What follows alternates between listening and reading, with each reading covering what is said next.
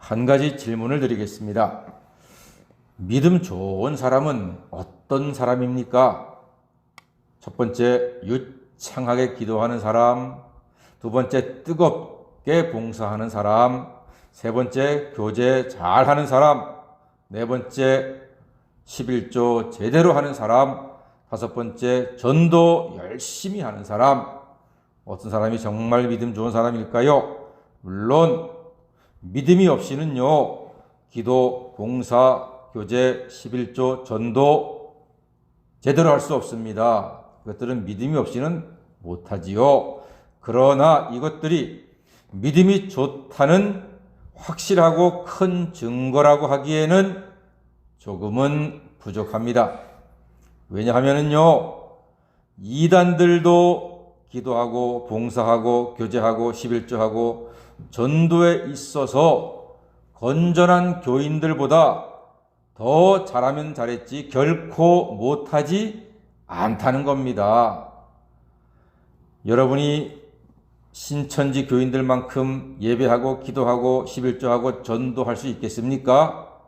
그렇게 자신하기 어렵습니다. 이단을 쉽게 보면 안 됩니다. 만만한 사람들이 아닙니다. 얼마나 열심히 성경을 읽고 암기하고 전도 훈련 받고 집문서라도 바칠 정도로 뜨겁게 열정적으로 봉사하고 전도하고 공부하는 사람들이 신천지와 같은 이단 교인들입니다. 자, 그렇다고 해서 우리 예수 믿는 사람의 입장에서 그 이단을 향해서 참 믿음 좋다 이렇게 말할 수도 없습니다. 그들의 믿음은 하나님과 예수가 아니라 교주, 사람이기 때문입니다. 그럼 정말로 믿음 좋은 사람은 어떤 사람일까요? 그는 말씀을 믿고 순종하는 사람입니다.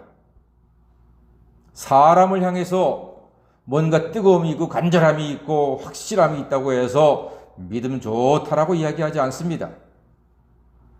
믿음은 오직 하나님이요 하나님의 말씀이 주요 목적이요 대상이 됩니다. 하나님이 이스라엘을 향해서 그토록 진노하신 이유는 하나님 말씀을 믿지도 않고 순종도 하지 않아서 하나님 말씀을 제멋대로 판단하고 해석하고 하나님 말씀과 점점 멀어졌기 때문에 하나님이 진노하셨던 것입니다. 하나님 말씀을 가감 없이 그대로 믿고 순종하는 것이 참 믿음입니다.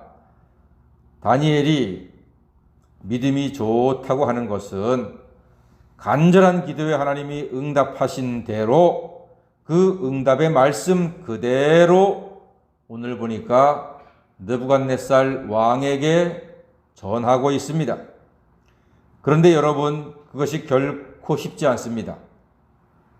하나님의 말씀의 결말이 느부갓네살 왕에게 불리하고 바벨론 나라에 유익하지 않기 때문에 하나님 말씀대로 전하는 것은 정말로 부담스럽고 힘든 겁니다.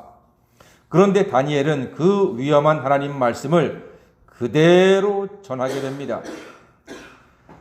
하나님이 주신 왕의 꿈에 대한 해석의 말씀은 오늘 쭉 보니까 우리가 읽은 바처럼 왕이 꿈에 보았던 그 신상이 보니까 머리는 금으로 되어 있다 했습니다. 이는 바벨론의 느부갓네살 왕입니다. 가슴은 팔로 되어 있는데 은이라 했습니다. 못한 나라라고 했습니다. 녹 같은 나라가 온다 했습니다. 이는 헬라 나라를 이야기하고요. 그 다음은 쇠라, 이는 로마, 강한 나라를 말합니다. 그 다음 오는 나라는, 그 다음은 쇠, 진으로 되어 있다 했습니다. 섞여 있는 나라라 했습니다. 로마가 후에 분열될 것을 예언하는 것입니다. 이 여러 왕들의 시대 후에 어떤 나라가 이루어지는가 한번 보겠습니다. 44절 말씀 어떻게 되어 있습니까? 시작. 이 여러 왕들의 시대에 하늘의 하나님이 한 나라를 세우시리니 이것은 영원히 망하지도 아니할 것이요 그 국권이 다른 백성에게로 돌아가지도 아니할 것이요 도리어 이 모든 나라를 쳐서 멸망시키고 영원히 설 것이라 했습니다. 다니엘이 해석한 왕의 꿈을 보니까 하나님이 세우실 영원한 나라가 굳게 설 것이다. 지금 이렇게 말한단 말입니다. 그런데 그 나라는 어떻게 만들어지는가? 이게 중요하죠. 자, 45절 그 나라가 영원한 나라가 어떻게 만들어지는가 한번 보겠습니다. 45절입니다. 시작. 손대지 아니한 돌이 산에서 나와서 쇠와 놋과 진흙과 은과 금을 부서뜨린 것을 왕께서 보신 것은 크신 하나님이 장래 이 일을 왕께 알게 하신 것이라. 이 꿈은 참되고 이 해석은 확실하니이다 했습니다. 한 돌이 나와서 신상을 부서뜨린다는 거예요. 여러분, 이 말을 들은 느부갓네살 왕이 기분이 어떨까요? 생각해 보세요. 자기가 머리가 되어서 존재하는 왕인데 돌이 나와가지고 그것을 깨어 부순다는 겁니다. 이게요, 보통 왕 같으면은 그런 말 한 다니엘은요, 그 자리에서 완전히 능지처참감입니다. 이놈 네가 감히 왕을 능멸해? 내 나라를 무시하고 있어? 하면서 아마도 목숨 부지하기가 어려울 것입니다. 바로 앞에 있는 왕이 망할 것이요. 당신의 나라가 산산조각 날 것이요. 이 예언의 말씀을 지금 다니엘이 하고 있는 거예요. 웬만한 사람은 그대로 말하기 어렵습니다. 그러나 담대한 믿음의 사람 다니엘은 가감 없이 느부갓네살 왕에게 하나님 말씀을 그대로 지금 전하고 있습니다. 여러분, 이것이 참 믿음입니다.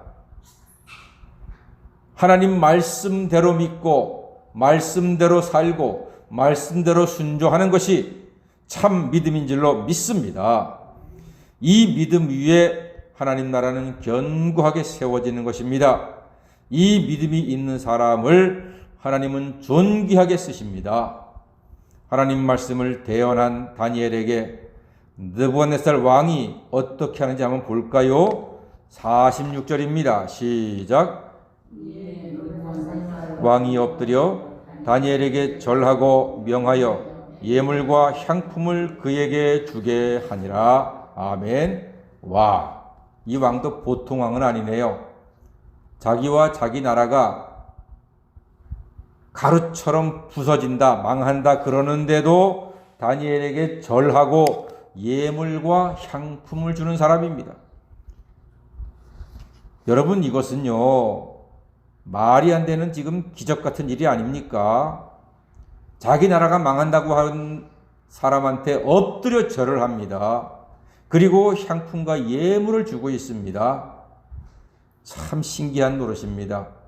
여러분, 하나님 말씀을 믿고 의지하는 인생은 우리가 감히 예측도 못하고 상상도 못할 놀라운 일들을 하나님의 은혜 가운데 만나게 되고 체험하게 되는 줄로 믿습니다. 이것이 말씀의 힘이고 말씀의 능력입니다. 거기에다가 48절은 또 어떻습니까? 읽어보겠습니다. 시작.